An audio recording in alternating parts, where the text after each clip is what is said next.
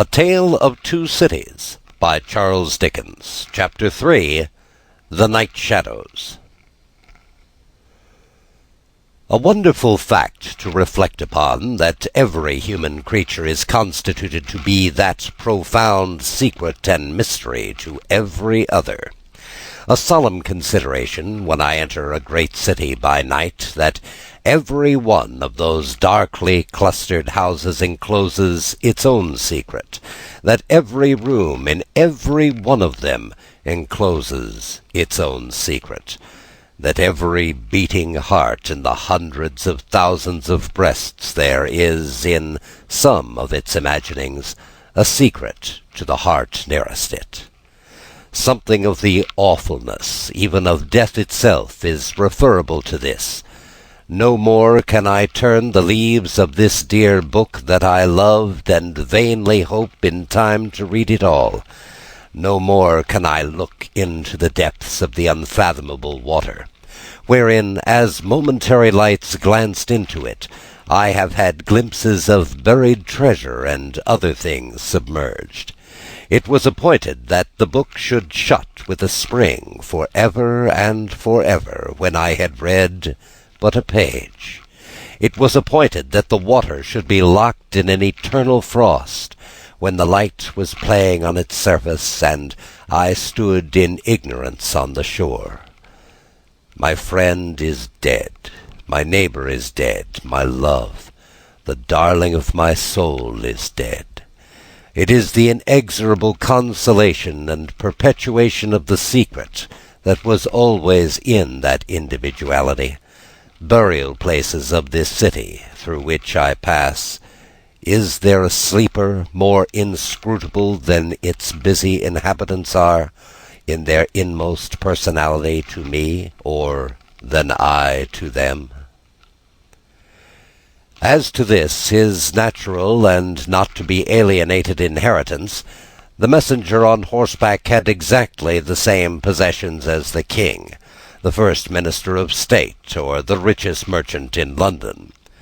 So, with the 3 passengers shut up in the narrow compasses of one lumbering old mail coach, they were mysteries to one another, as complete as if each had been in his own coach and 6, or his own coach and 60, with the breadth of a county between him and the next.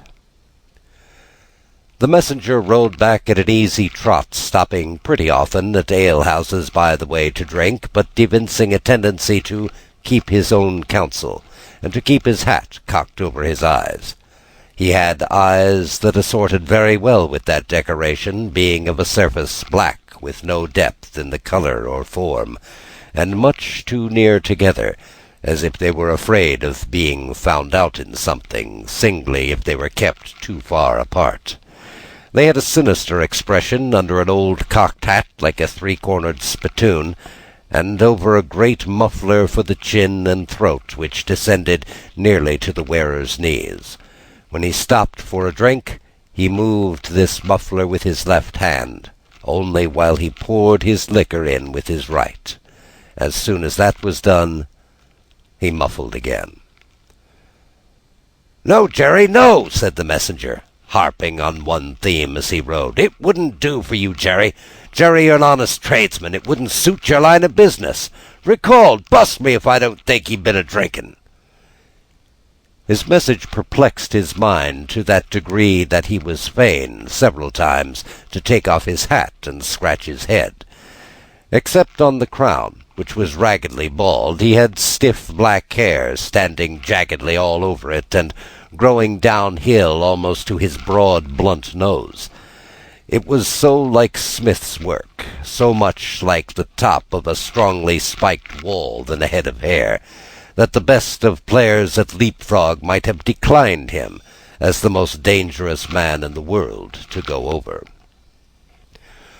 While he trotted back with the message he was to deliver to the night watchman in his box at the door of Tellson's Bank by Temple Bar, who was to deliver it to greater authorities within, the shadows of the night took such shapes to him as arose out of the message, and took such shapes to the mayor as he arose out of her private topics of uneasiness. They seemed to be numerous, for she shied at every shadow on the road. What time the mail coach lumbered, jolted, rattled, and bumped upon its tedious way, with its three fellow inscrutables inside, to whom likewise the shadows of the night revealed themselves in the form of their dozing eyes and wandering thoughts suggested. Tellson's bank had run upon it in the mail, as the bank passenger, with an arm drawn through the leathern strap, which did what lay in it to keep him from pounding against the next passenger and driving him into the corner, whenever the coach got a special jolt, nodded in his place with half-shut eyes, the little coach windows and the coach lamp dimly gleaming through them, and the bulky bundle of opposite passenger became the bank, and did a great stroke of business. The rattle of the harness was the chink of money. The more drafts were honoured in 5 minutes than even Tellson's, with all its foreign and home connection, ever paid in thrice the time. Then the strong rooms underground at Tellson's, with such of their valuable stores and secrets as were known to the passenger, and it was not a little that he knew of them, opened before him, and he went in among them with the great keys and the feebly burning candle, and found them safe and strong and sound and still, just as he had last seen them.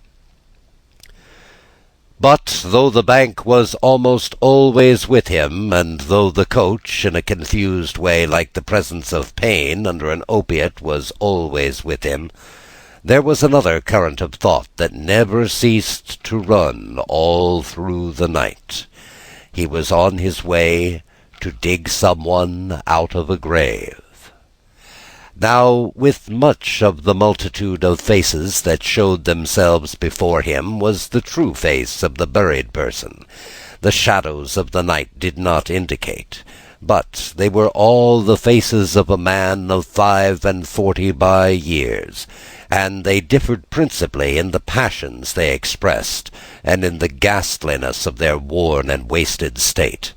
Pride, contempt, defiance, stubbornness, submission, lamentation succeeded one another, and did varieties of sunken cheek, cadaverous colour, emaciated eyes, and figures.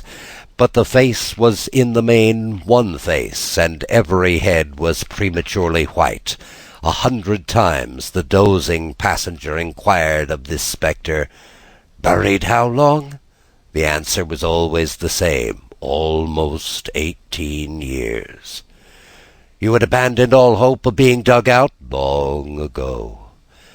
"You knew that you were recalled to life?" "They tell me so." "I hope you care to live?" "I can't say." "Shall I show her to you? Will you come and see her?" The answers to this question were various and contradictory. Sometimes the broken reply was, "Wait, it would kill me if I saw her too soon." Sometimes it was given in a tender rain of tears, and then it was, "Take me to her." Sometimes it was staring and bewildered, and then it was, "I don't know her. I don't understand." After such imaginary discourse, the passenger in his fancy would dig and dig and dig, now with a spade, now with a great key, now with his hands, to dig this wretched creature out. Got on at last with earth hanging about his face and hair, he would suddenly fan away to dust. The passenger would then start to himself, and lower the window to get the reality of mist and rain on his cheek. Yet even when his eyes were opened on the mist and the rain, on that moving patch of light from the lamps and the hedge at the roadside retreating by jerks, the night shadows outside the coach would fall into the train of the night shadows within. The real banking house by Temple Bar, the real business of the past day, the real strong rooms, the real express sent after him, and the real message returned, would all be there. Out of the midst of them the ghostly face would rise, and he would accost it again.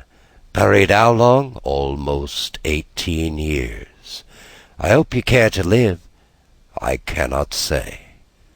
Dig, dig, dig, until an impatient movement from one of the two passengers would admonish him to pull up the window, draw his arm securely through the leathern strap, and speculate upon the two slumbering forms, until his mind lost its hold of them, and they again slid away into the bank and the grave. Buried how long? Almost 18 years. You had abandoned all hope of being dug out? Long ago.